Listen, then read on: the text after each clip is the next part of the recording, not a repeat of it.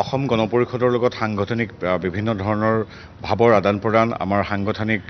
পৰস্পৰৰ লগত দিহা পৰামৰ্শ আলোচনা ৰণকৌশল তৃণমূল পৰ্যায়তো আৰু ৰাজ্যিক পৰ্যায়তো হৈ থাকে ৰাষ্ট্ৰীয় পৰ্যায়তো আমাৰ সন্মানীয় অসম গণ পৰিষদৰ নেতৃবৃন্দৰ সৈতে শীৰ্ষ নেতৃত্বই প্ৰায় আলোচনা কৰি থাকে এইটো এতিয়া নতুন কথা নহয় বিগত সময়ছোৱাত আমি মিত্ৰতাৰ ধৰ্ম পালন কৰি সদায় মৰ্যাদা সহকাৰে আমি পৰস্পৰক সহযোগ কৰি আহিছোঁ আটাইতকৈ গুৰুত্বপূৰ্ণ কথা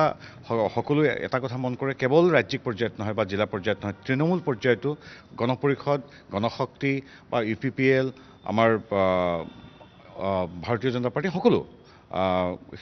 সংগঠনৰ তৃণমূল পৰ্যায়ত যিটো আমাৰ সাংগঠনিক একতা সেইটো এটা আলোচ্য বিষয় বিভিন্ন ঠাইত ৰাজ্যৰ বাহিৰতো আলোচনা হয়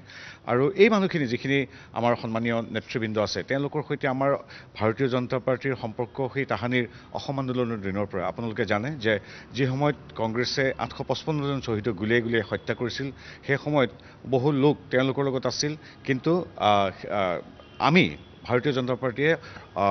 সদৌ অসম ছাত্ৰ সন্থাৰ অসম গণসংগ্ৰাম পৰিষদৰ সৈতে ৭৯ৰ আন্দোলনত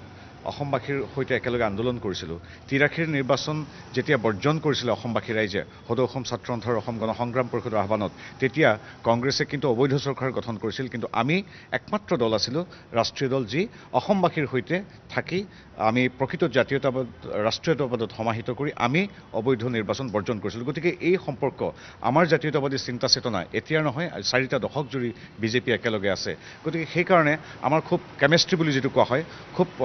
সুন্দৰ গতিকে তেখেতসকল আহিব আমি প্ৰায় লগ পাই থাকোঁ আজি আহিব তেখেতসকলৰ নেতৃত্ব আমি আলোচনাত মিলিত হ'ম আৰু তৃণমূল পৰ্যায়ত যে ইমান সুন্দৰভাৱে হৈছে সেই কথাখিনি আৰু আগুৱাই নিম বিশেষ বেলেগ কথা নাই আপোনালোকে জানে অসমবাসীৰ আশীৰ্বাদত আমি বেলেগ কিবা মানে ব্যতিক্ৰমী কিবা ৰণকৌশল বুলি একো কৰিবলগীয়া নাই আমি দুইখন চৰকাৰে যিখিনি ভাল কাম কৰিছোঁ সেইখিনি কথাই আমাৰ দুইটা দল বা আটাইকেইটা দলে তৃণমূল পৰ্যায়লৈ লৈ যাম আৰু এটা গুৰুত্বপূৰ্ণ কথা হ'ল এইবাৰ আমি ফৰ্ম লৈ যাম সেই আমাৰ মিত্ৰ দলৰ বৰপেটা সমষ্টিয়ে হওক বা ডিব্ৰুগড় সমষ্টি বা শিৱসাগৰ সমষ্টিয়ে হওক আমি ফৰ্ম লৈ যাম ফৰ্মখিনিৰ আমি ভোটৰ কথা যিদৰে পাতিম কালিও উল্লেখ কৰিছোঁ আপোনালোকৰ আগত আমি কি প্ৰাপ্য আঁচনিয়ে কাবাক যদি ঢুকি পোৱা নোৱাৰে সেইখিনি মানুহৰ তথ্যখিনি আমি দলগতভাৱে আনি ৰাজ্য চৰকাৰক প্ৰেৰণ কৰিম